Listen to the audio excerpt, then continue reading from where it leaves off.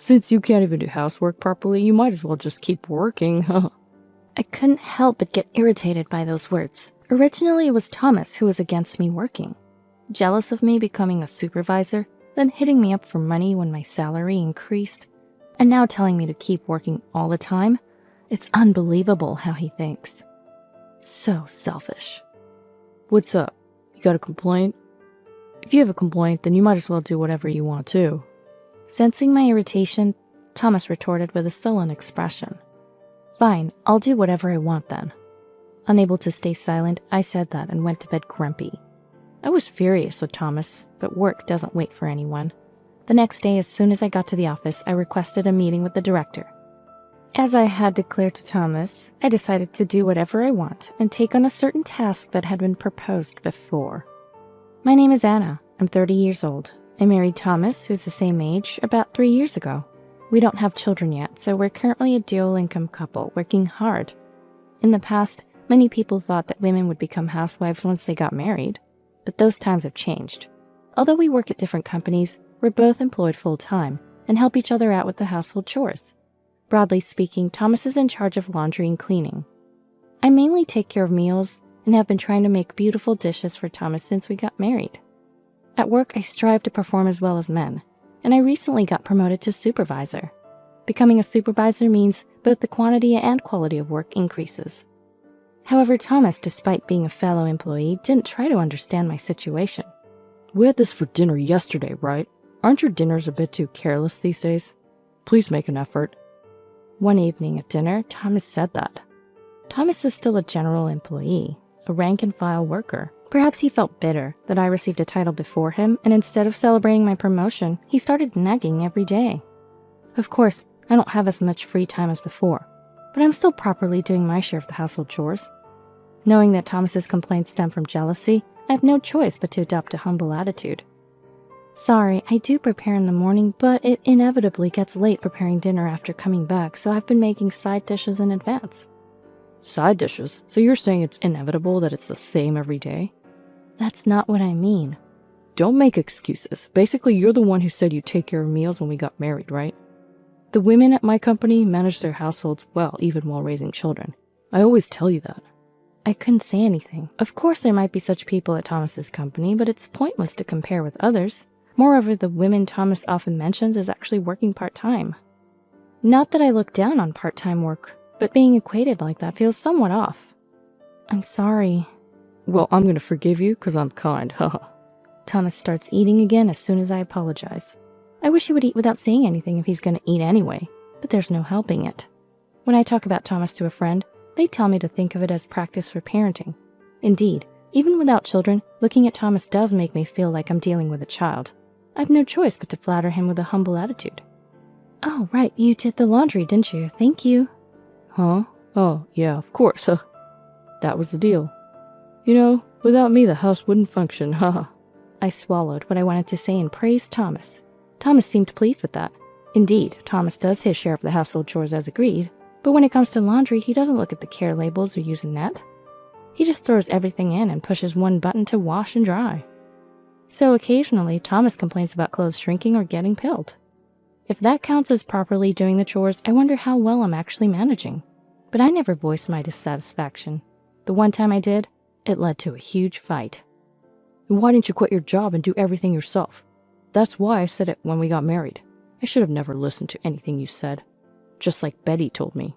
Thomas raged and hurled insults at me, then stopped talking to me for about 2 weeks. Of course, during that time, he didn't do his share of the work, leaving me to handle everything. Enduring a bit here and there is better for me than feeling so drained, both mentally and physically. Indeed, as he said during our argument, Thomas was originally not supportive of my working. Betty said there's nothing good about a married woman working outside. That's why I want you to stay at home. I don't know why Thomas's sister said that, but I was willing to go along with it, if that's what Thomas wanted. But it turned out we couldn't make ends meet on Thomas's salary alone. We weren't in a situation where we could live on ideals alone, so I desperately tried to convince him to let me keep working. My company is a major one and the pay is good. If we both worked, we might have some leeway. Thomas reluctantly agreed to my earnest plea, leading to our current situation. Despite everything, whether half-heartedly or not, Thomas did share in the household chores. It was a fact that even that much was a help. Then Thomas's birthday approached. We hadn't done anything extravagant to celebrate since we got married. We usually celebrated at home with my home-cooked meals, but this year, now that I had been promoted and my salary had increased, I decided to celebrate his birthday with a hotel dinner. When the day came and I bought him a gift, Thomas was pleasantly surprised and enjoyed the steak course. This is the best meal I've ever had, but are you sure we can afford this? It's your special day. I got a raise since becoming a supervisor and we'll save a bit from now on. No complaints about the side dishes, okay? We joked and ended the day like that, but I didn't notice Thomas smiling smugly at that moment. A few days later, Thomas asked, Hey, you said your salary went up, right? How much? Being a supervisor must mean a good raise, right? He started pestering me about it. Before his birthday, supervisor seemed like a taboo word.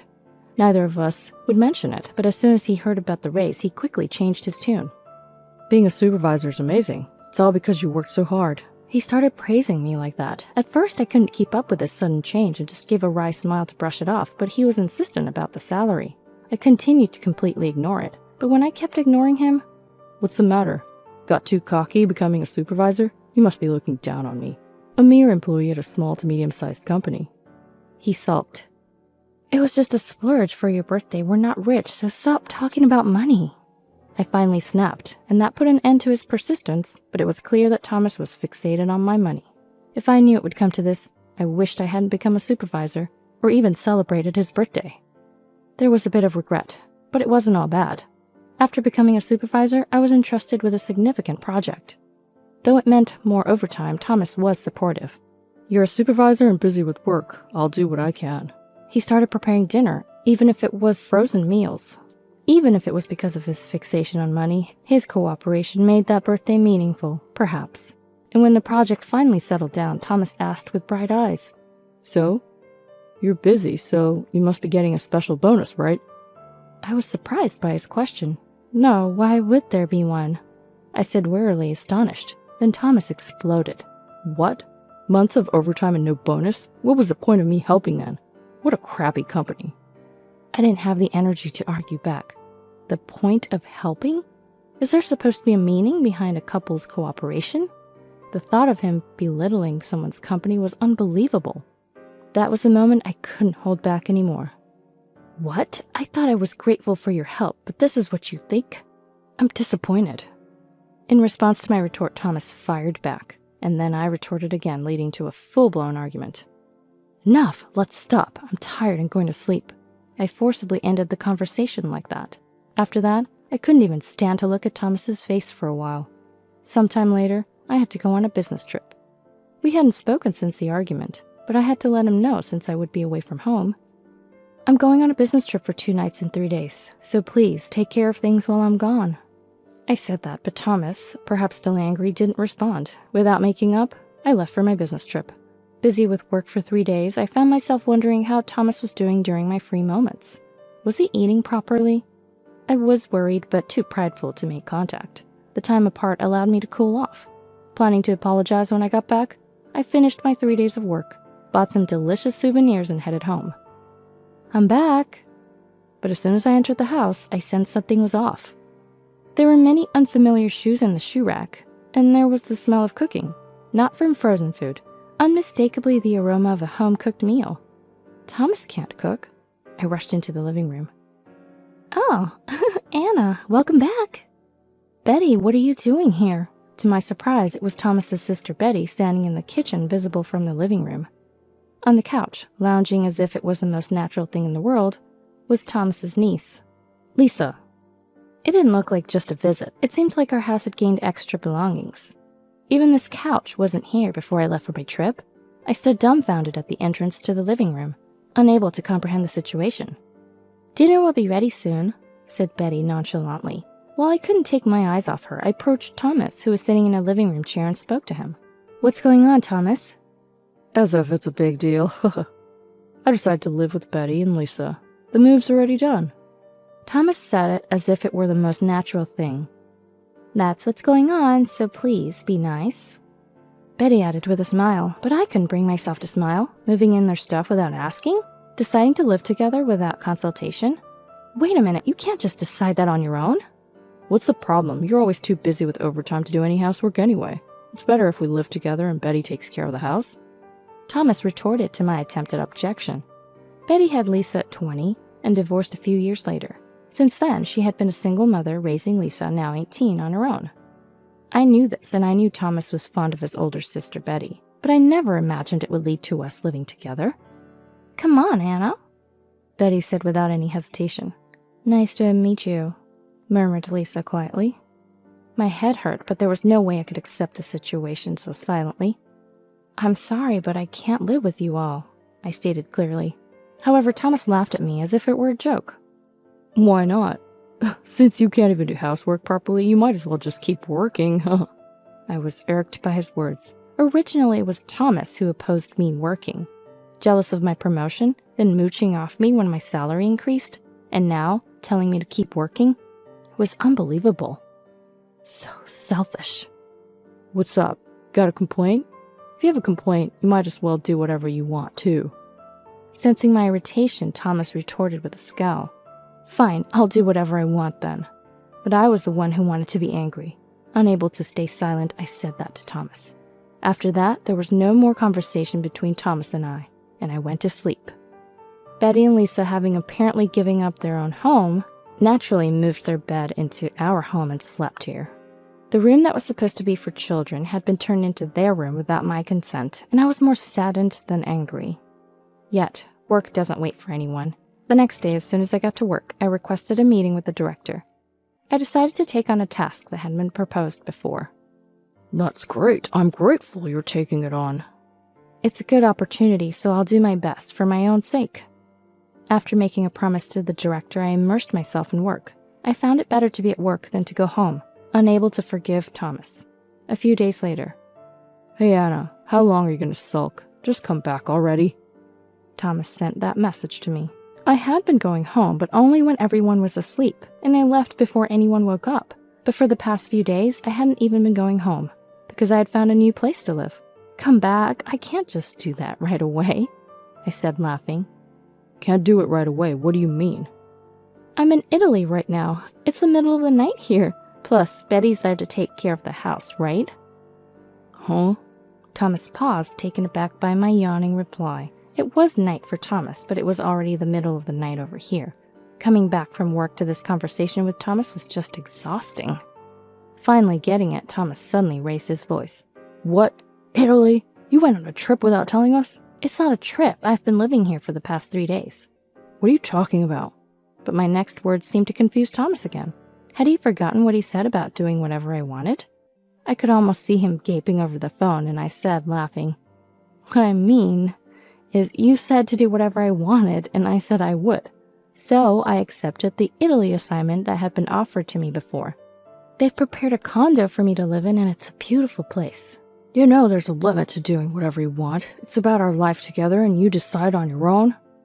Thomas sounded quite upset. Surely, if we had discussed it, we would have decided to move here together. But this assignment in Italy was like a prize for my work achievements. Thomas was to blame for getting mad about the bonus and not listening to other things. Yet, didn't he feel odd saying that? He decided on his own to live with Betty and Lisa. What he had said was coming back to haunt him. "Did you consult me about anything that affects our life together?" "Well, I'll be working here, and I'll return to the States as a manager in 2 years. Until then, have a nice life with Betty and her family." I hung up the phone. Thomas must be feeling uneasy now, his own actions and words preventing him from living abroad. A few days later, Thomas contacted me. Wondering what it was about, I answered, and he sounded cheerful. "Guess where I am?" "I don't care, I'm working. I'm hanging up." "Believe it or not, I'm in front of your condo." Huh. I was surprised by his words. He had called my work to get my address, saying it was necessary for some procedures, and relying on that address, he had come over on his own. "What about your work?" "I took some time off and—" "Yoo-hoo, I'm here too." To my surprise, I heard Betty's voice over the phone. Why she had come too was beyond me. I was exasperated. "So, we're both waiting out here. Hurry home." "Both? What about Lisa?" "Lisa has a test, so she couldn't come," Betty said nonchalantly. I was astounded again. "Is that so? But I won't be coming back today. I have a dinner meeting far away." Even if they had contacted me, I wasn't in the mood to entertain them. and I couldn't accommodate them on such short notice. I had a social gathering with another company and wasn't planning to go home. Huh? What should we do? Thomas sounded panicked, but that wasn't my concern. Stay at a hotel or something? Anyway, that's the situation. Also, I'm in the middle of work. Bye. I hung up the phone. They might be making a fuss, but I didn't have time for that. They'd probably give up and look for a hotel. However, I had underestimated the situation. In the middle of the social gathering, my phone rang. Excuse me. I excused myself and answered the phone. Puzzled by the unfamiliar number, it turned out to be from the police. Excuse me, a burglar? Apparently, there was an intruder at my house looking for an open window. What they found was a pet door. I didn't own a pet, so I hadn't noticed, but the house built by my company had one. Of course, I had no idea it even existed, so it wasn't locked. The intruder tried to enter through it and got stuck, unable to move forward or back, and was spotted by a passerby who then called the police. What a foolish burglar. Encountering such a fool could be dangerous. I was relieved I wasn't home at the time. The person claims to be your sister. Do you know anything about this? I went pale at those words. Sister? Could it be? I don't have a sister. The only possibility was Thomas's sister Betty. As expected, the police mentioned her name. I was mortified.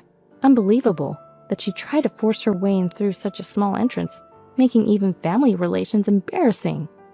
Anna, help me, come pick me up. I could hear Betty causing a scene over the phone.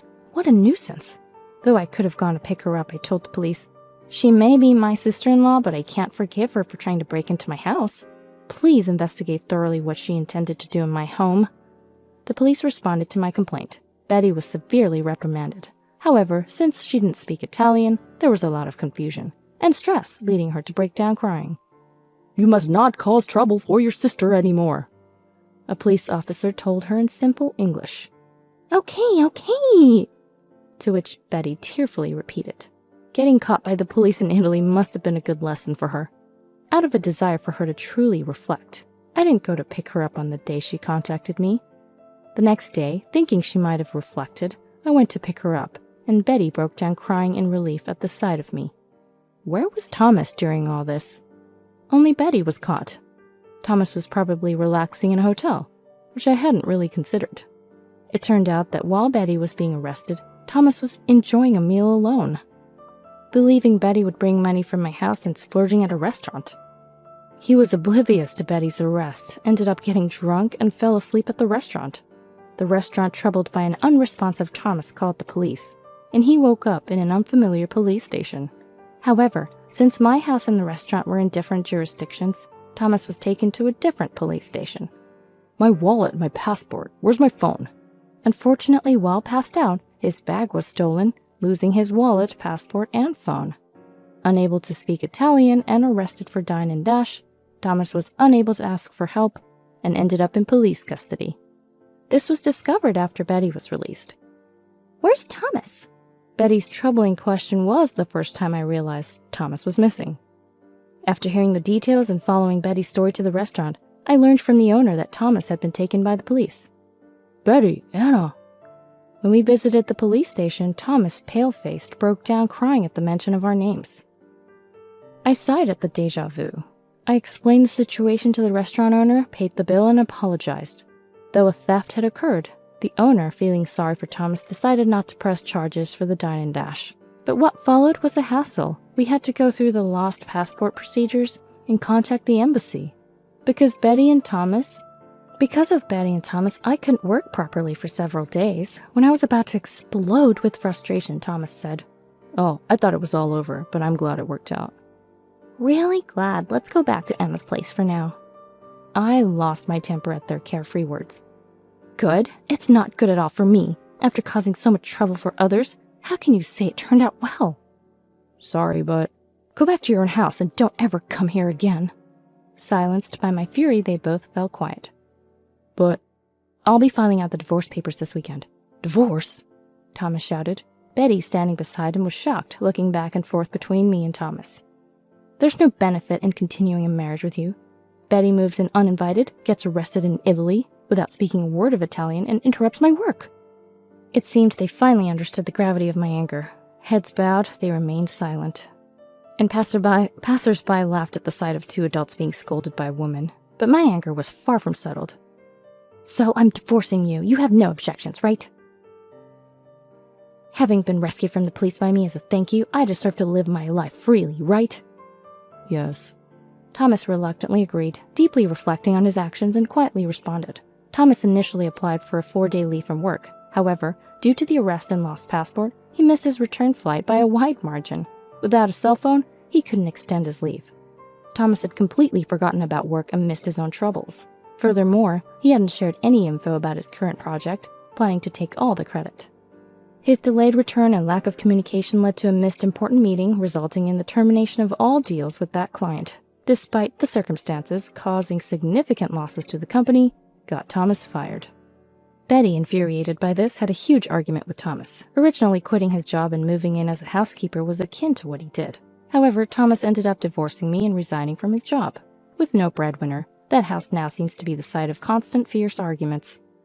Why I know all this is thanks to information from Lisa. Kids can't choose their parents, but if I could, I'd definitely choose you over Mom. Divorcing Thomas meant Lisa and I were no longer aunt and niece by marriage. However, she still contacts me for career advice or to talk about her mom, as if I were her sister. I'm happy she thinks of me that way, even though we weren't together that much. I continued working in Italy. I was supposed to return to America after 2 years, but now there's no need, and I plan to keep working here. I've also built a good relationship with a man I met locally. I'm ready to let go of the bad memories in the beautiful Italian sea and strive for new happiness.